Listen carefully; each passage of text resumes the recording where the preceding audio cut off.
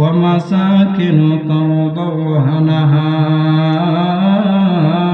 أحب إليكم من الله ورسوله وجهاد في سبيله فتربصوا حتى يأتي الله بأمره আল্লাহ রাব্বুল আলামিন বলেন, হে মুহাম্মদ, তুমি উম্মতদেরকে জানিয়ে দাও, যদি তোমাদের পিতা মাতা, তোমাদের সন্তানাদি, তোমাদের আওলাদ, তোমাদের ভাই বোন, তোমাদের স্ত্রী, তোমাদের ধন সম্পদ যা অনেক কষ্ট করে উপার্জন করেছ, তোমাদের ব্যবসা বাণিজ্য যার লোকসানকে তোমরা ভয় পাও, তোমাদের ঘর বাড়ি যা তোমরা খুব বেশি পছন্দ করো, এই সবের চাইতে যদি আল্লাহ এবং আল্লাহর রাসূলকে যদি বেশি ভালো না বাসো, তাহলে আল্লাহ রাব্বুল আলামিন বলেন, তাহলে আমার তৈরি শাস্তির জন্য তোমরা অপেক্ষা করো। আল্লাহ রাব্বুল আলামিন কইরা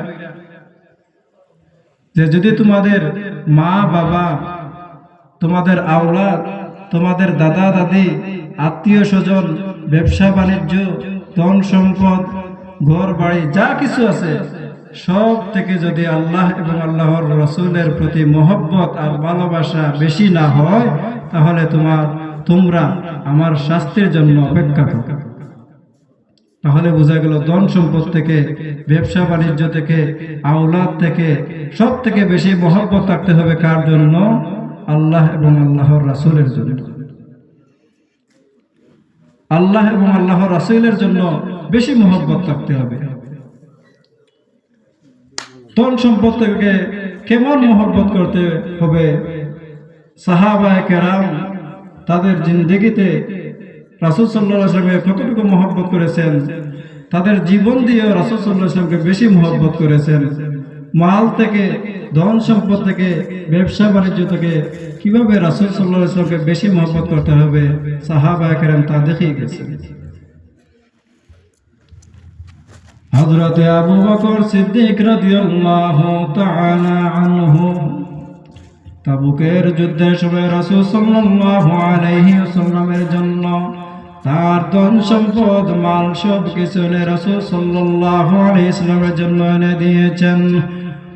আবু বকর সিদ্দিক রাদিয়াল্লাহু তাআলা আনহুর কথা হলো, যেহেতু রাসূল সাল্লাল্লাহু আলাইহি ওয়াসাল্লাম চেয়েছেন, তাহলে আমি রাসূল সাল্লাল্লাহু আলাইহি ওয়াসাল্লামের জন্য সব দিয়ে দিব।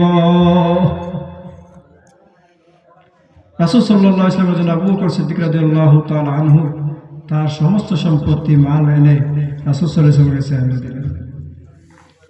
রাসূল সাল্লাল্লাহু আলাইহি ওয়াসাল্লাম সব সম্পত্তি যখন রাসূল সাল্লাল্লাহু আলাইহি ওয়াসাল্লামকে ছেড়ে দিলেন, আল্লাহ রাসূল সাল্লাল্লাহু আলাইহি ওয়াসাল্লাম বলেন, আবু বকর, তুমি তোমার বাড়ির মধ্যে কি রেখে এসেছো? আবু বকর সিদ্দিক রাদিয়াল্লাহু তাআলা বলেন, ইয়া রাসূলুল্লাহ, ইয়া হাবিবাল্লাহ, ওগো নবীজি,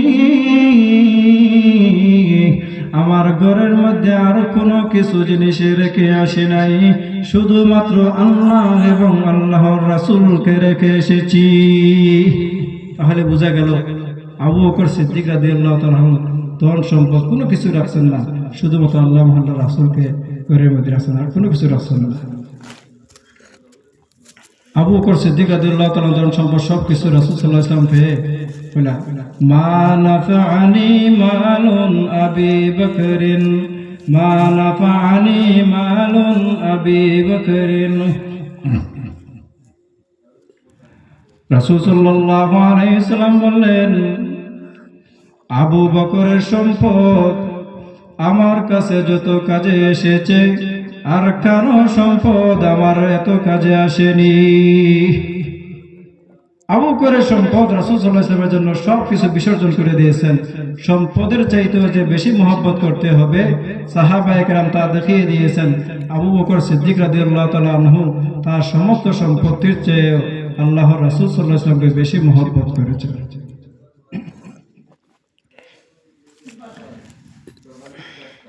আল্লাহ রাব্বুল আলামিন যেহেতু আয়াতের মধ্যে বলেছে তোমাদের সন্তানাদি থেকেও বেশি মহব্বত করতে হবে। কেমন মহব্বত করতে হবে?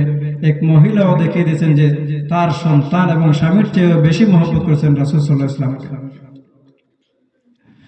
ভাইরা আমার, শুধু তাই নয়, এক মহিলা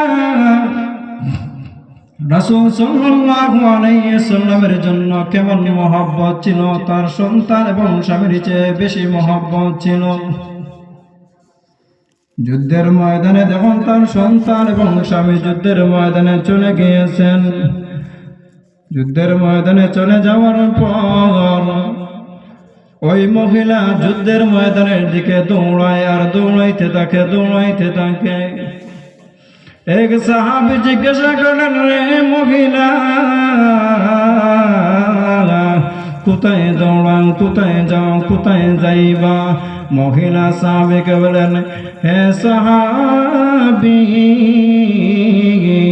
আমি শুনেছি আল্লাহ রাসূল সাল্লাল্লাহু আলাইহি ওয়াসাল্লাম নাকি যুদ্ধের ময়দানে শহীদ হয়ে গিয়েছেন। বলো না আমার রাসূল সাল্লাল্লাহু আলাইহি ওয়াসাল্লামের কেমন অবস্থা, কি হয়েছে?